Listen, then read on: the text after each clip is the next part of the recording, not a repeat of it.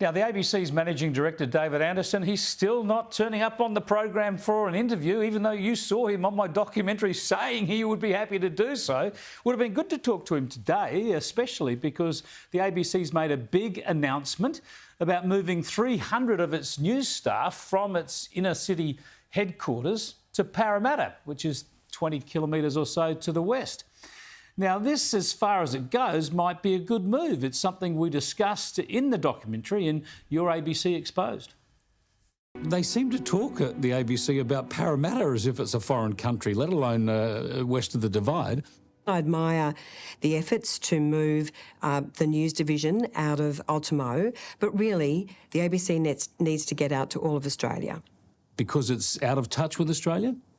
Because it's the Australian Broadcasting Corporation. It's not the Sydney Broadcasting Corporation. Yeah, so we can't claim credit for this move. It was in train some time ago, but this little shift to Parramatta seems to be a sensible step. Let's catch up with 5AA breakfast radio host and writer for the Australian newspaper, David Penberthy, in Adelaide. Good to talk to you, Pembo. What do you reckon? Do the ABC have no trouble getting volunteers to shift from Ultimo to Parramatta? I think, frankly, Chris, that for some of the more entrenched and older guard at the ABC, this might be the relocation equivalent of Joseph Conrad's Heart of Darkness. I think there's a lot of people at the ABC in the Ultimo headquarters there whose idea of heading west is going to Leichhardt for a bowl of pasta.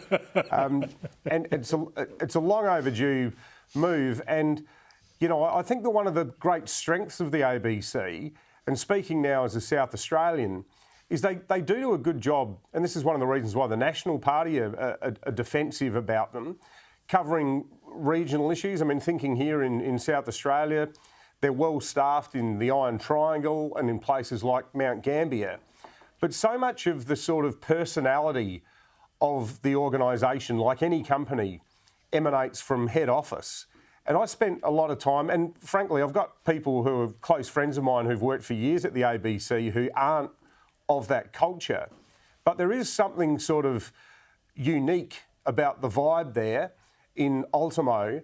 And it reminds me a bit of the great Barry Humphries quote about Canberra, where he said, the great thing about Canberra is that it's only 10 minutes drive from Australia. And you could make the same criticism of the Ultimo headquarters. It feels like it's basically a sort of hall of mirrors that extends all the way from Glebe to Annandale to Newtown and back. And this is no way to run a national organisation. The other thing I'd say is when I joined the Telegraph in 1999 and moved to Sydney from Adelaide, one of the first things that struck me about the Telegraph was that one of the things that made it so empathetic, instinctively so, with the real heart of Western Sydney was that it had a very well-staffed Parramatta bureau, and it wasn't just a place where the kiddies went when they were doing their cadetships. There were very senior journos who were based in Parramatta.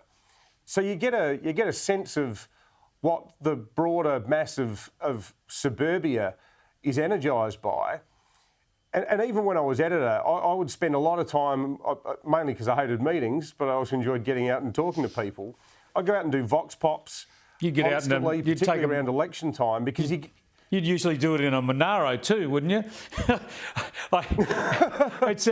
Getting out is vital for journos. It is, absolutely. And speaking of that, I caught up in Adelaide yesterday with Mark Green. Now, I know you've met him and written about his plight in The Australian as well. This seems madness, isn't he? The bloke from Scotland, 10 years in Australia with his family, getting ahead, came here legally. Surely there's got to be a way to let this bloke stay here. Look, I've seen near nationwide campaigns mounted on behalf of people who've got less to offer than this bloke. He basically hasn't stopped working since he arrived in Australia about a decade ago. Every time he's lost his job, it's been through no fault of his own because he's been working for some of these occasionally precarious solar panel installers. But he was brought out here because of a gap in the skill market, in the skills gap in the jobs market. It's a gap that still exists. And for the life of me, I don't know. I mean, he's exactly the kind of self-starter that we need. He hasn't taken a single cent of welfare. the entire time he's been here.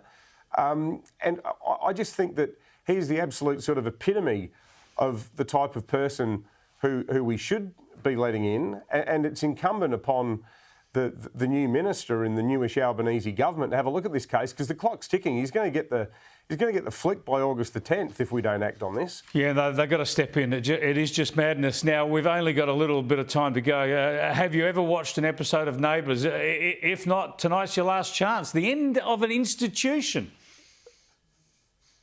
I might get stripped of my epaulets as a dinky-die Australian, Chris. I must admit, I've never watched a single second of Neighbours. I don't know how it's passed me by. Maybe you and I were in a similar age bracket. I'm still recovering from the death of Molly on a country practice. That was more my go. Yeah. I was counselling over that. I watched all of Skippy, but no, Neighbours passed me by. But it is sad to see it ending. Thanks for joining us, Pembo. Good on you, Chris. Yes, indeed. The last episode of Neighbours is making big news in the UK at the moment. Of course, the last episode going to air tonight. Lots of coverage reminiscing about the program, telling people where to watch it. It's been a great boon for the Australian entertainment and drama industry. So we salute Neighbours, even though, sadly, Pembo and I it did pass us by.